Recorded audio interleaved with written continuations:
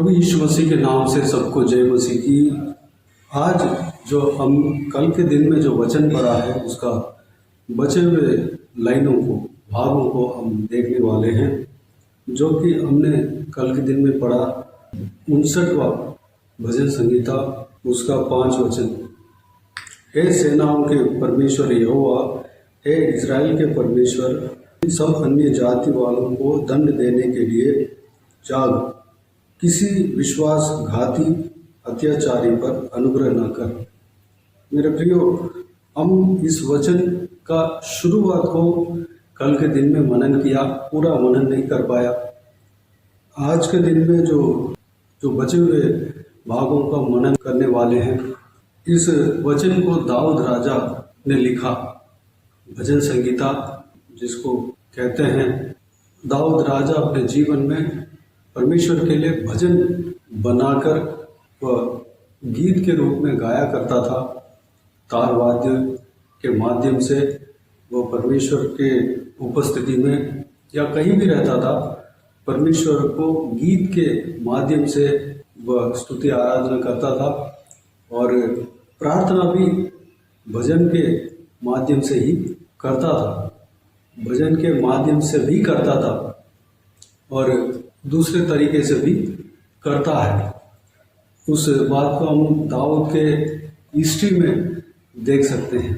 जब सुलेमान से पहले एक बच्चा जो है जन्म होते ही मर गया था, तो उस बच्चे जो मरने से पहले कई दिनों से बीमार था, मरने को था, तब परमेश्वर की उपस्थिति में जाकर मुंह के बल गिरा, घुटने में रहा, ना तो पानी पिया, ना तो खाना खाया, ना तो कुछ नॉर्मल काम किया। वो बच्चा जब तक मर नहीं गया, यानी कि बीमार था, तब तक वह परमेश्वर की उपस्थिति में बना रहा। जब वो बच्चा मर गया तो वह उठकर आ गया। अभी बच्चा मर गया, मैं इस तरह में रहकर कोई फायदा नहीं है बोलकर।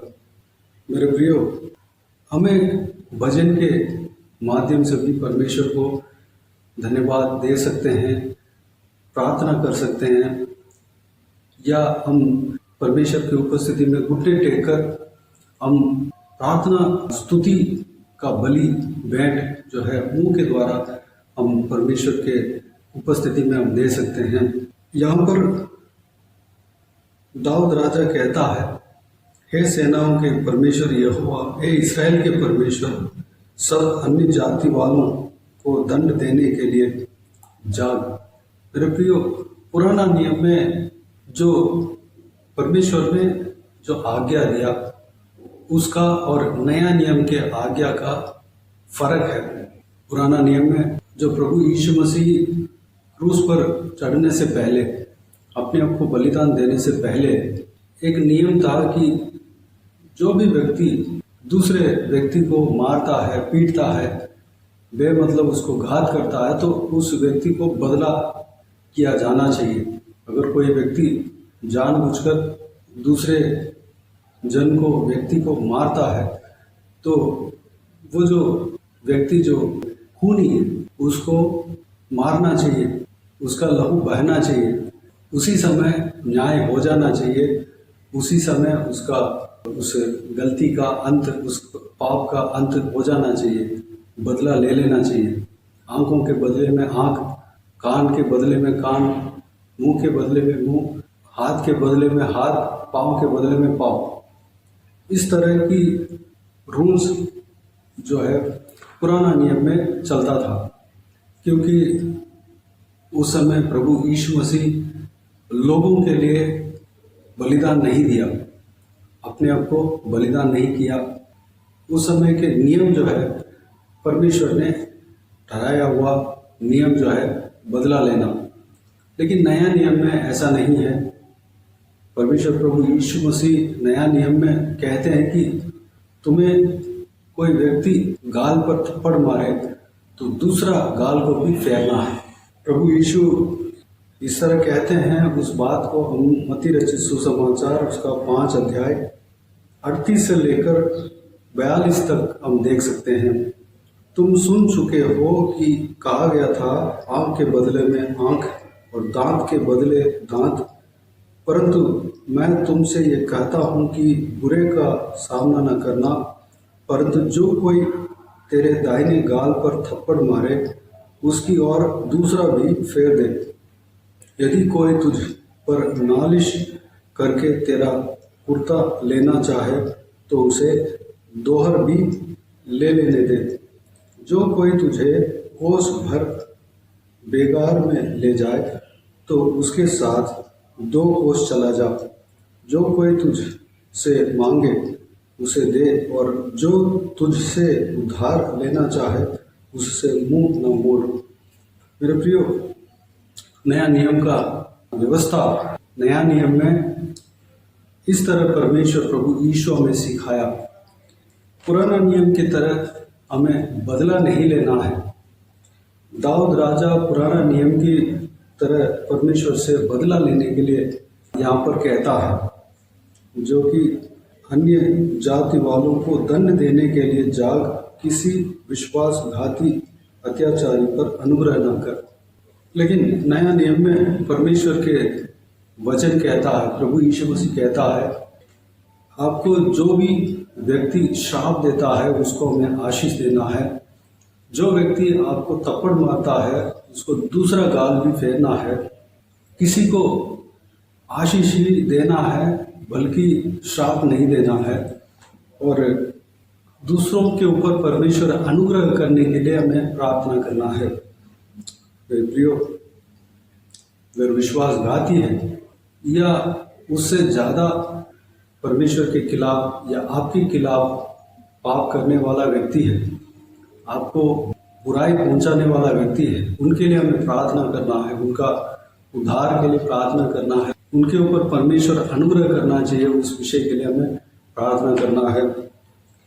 दाऊद राजा जो प्रार्थना किया है यहाँ पर, वो भी उस जगह पे सही है, क्योंकि उस समय प्रभु यीशु नया नियम को नहीं बताया।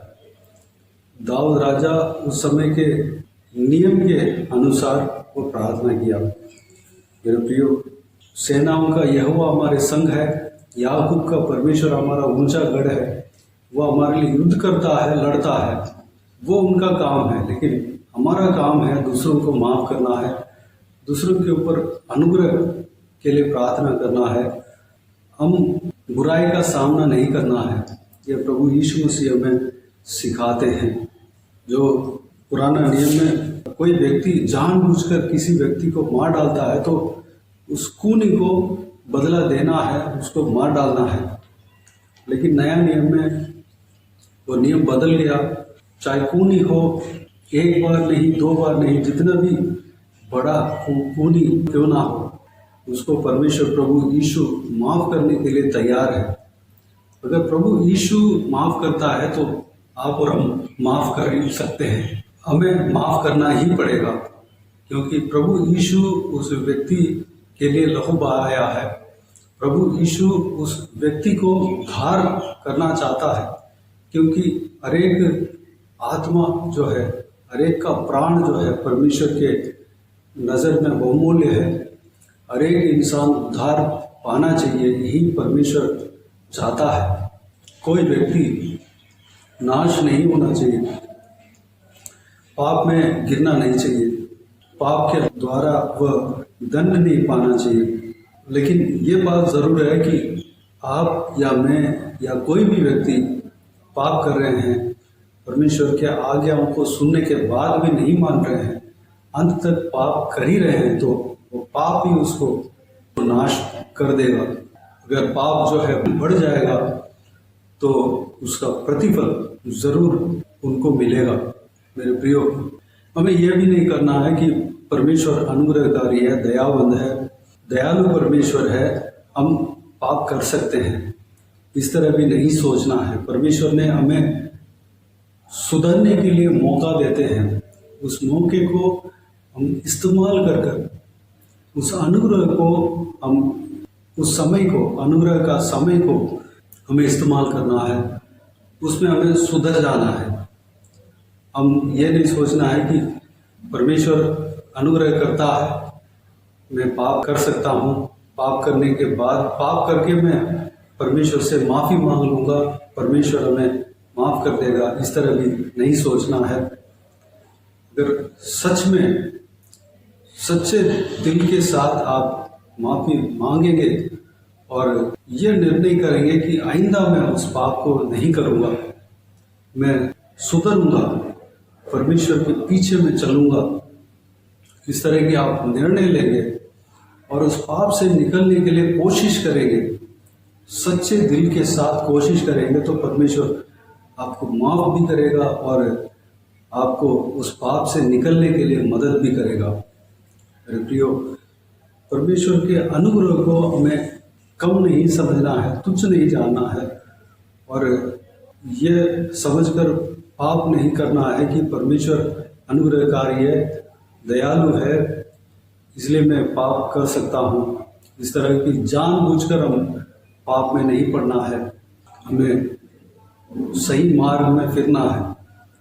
मेरे प्रियो, दाऊद राजा उस हालत में यह भजन संगीता को लिख कर गाया है जो कि वो उसका जान का खतरा था। उस देश का राजा दाऊद को मारने के लिए लोगों को उनके घर के सामने पहरा रखा था, पहरा देने के लिए रखा था। इसलिए रखा था कि दाऊद को अंत कर डाले, मार डाले।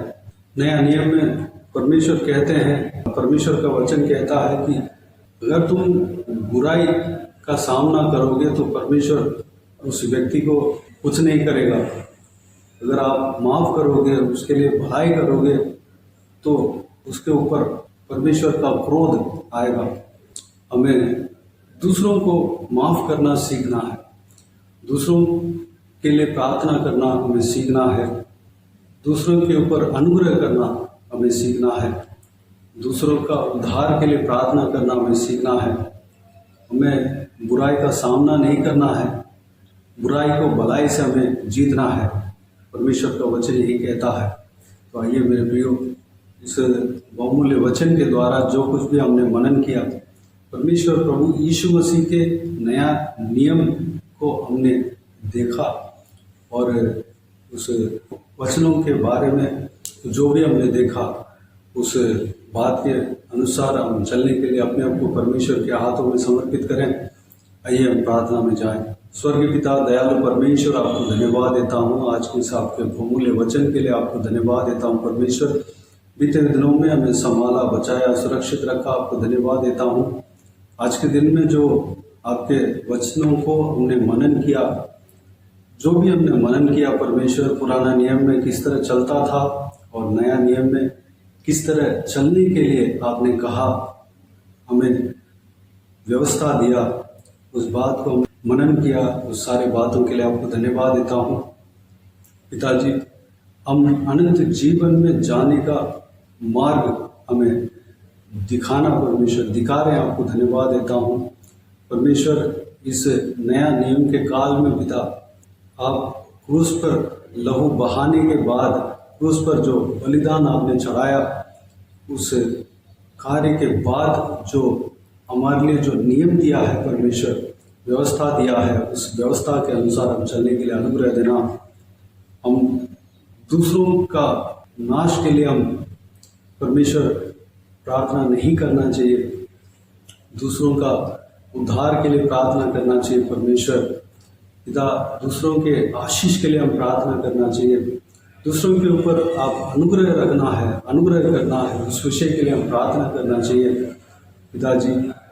हम आपके जो मन के आशा है, उस आशा के अनुसार हम प्रार्थना करना चाहिए। अगर हमें कोई व्यक्ति गाल पर थप्पड़ मारता है तो परमेश्वर दूसरे गाल को भी फेरना चाहिए परमेश्वर। अगर कोई व्यक्ति हमें नालिश करके कुर्ता लेना चाहे तो उसे दोहर भी दे देने पाए। अगर कोई कोस भर बेगार में अगर ले जाए तो उसके साथ 2 कोस चलने पाए परमेश्वर। अगर कोई मांगे तो उसे देने पाए परमेश्वर, अनुग्रह देना पिता। जो नया नियम आपने हमें सिखाया परमेश्वर, उसे नया नियम के अनुसार हमें चलने के लिए अनुग्रह देना। आप जब क्रूस पर लटके हुए थे परमेश्वर, आपने सबको माफ़ किया नया नियम के अनुसार परमेश्वर। जो भी व्यक्ति आपको क्रूस पर मारा, आपके हाथों में पाँवों में कील ठोका, उन लोगों को आपने माफ़ किया, उनके लिए आपने प्रार्थना किया परमेश्वर। उसे आपके उस स्वभाव के अनुसार हम भी चलने पाएँ, आपके उस स्वभाव को हमें देना, हम दूसरों को माफ़ करने पाएँ, दूसरों के लिए हम प्रार्थना करने पाएँ, दूसरों के आशीष के लिए प्रार्थना करने पाएँ परमेश्वर, दूसरों का उद्धार के लिए हम प्रार्थना करने पाएँ, अनुग्रह देना पिता। हालेलुया। बाकी सारे बातों को आपके हाथ में सौंपते हैं पिता। अगर हम दूसरों को माफ़ करते हैं, दूसरों को हम भलाई करते हैं, अगर हमें बुराई करते हैं उनको हम भलाई करते हैं, तो परमेश्वर उनके ऊपर हालेलुया आपके क्रोध को, आपके आग को हम रखते हैं परमेश्वर। पिताजी हालेलुया, आपको धन्यवाद देता हूँ पिता।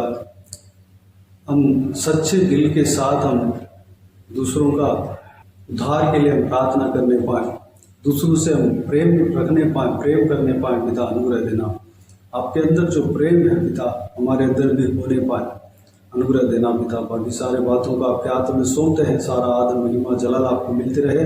सारा दुआ प्रार्थना को प्रभु यीशु मसीह के नाम से मांगते हैं, सुनो और ग्रहण कर। आमीन आमीन। प्रभु यीशु मसीह के नाम से प्रभु यीशु मसीह का आशीष और अनुग्रह हम सभी के ऊपर बने रहे। आमीन आमीन। मेरे प्रियो, इस चैनल को सब्सक्राइब करें और शेयर करें। अगर किसी को भी प्रार्थना का विषय हो तो डिस्क्रिप्शन में दिए हुए नंबर पर कॉल करके प्रार्थना करा सकते हैं, हम आपके लिए प्रार्थना करेंगे। आप अपने व्यक्तिगत प्रार्थना में हमारे लिए प्रार्थना कीजिए, इस सेवकाई के लिए, इस सेवकाई का उन्नति के लिए, इस सेवकाई में जुड़े हुए हरेक जन के लिए, हरेक आत्मिक उन्नति के लिए, तरक्की के लिए, आत्मिक आशीष के लिए, संसारिक आशीष के लिए, पारिवारिक आशीष के लिए प्रार्थना करें। प्रभु ईश्वर आप सबको आशीष दे। इस सेवकाई के द्वारा परमेश्वर आपके जीवन में कार्य किया हो वो भी हम बता सकते हैं, ताकि हम सब मिलकर परमेश्वर को धन्यवाद दे सके, महिमा कर सके। प्रभु ईश्वर आप सबको आशीष दे। आमीन आमीन।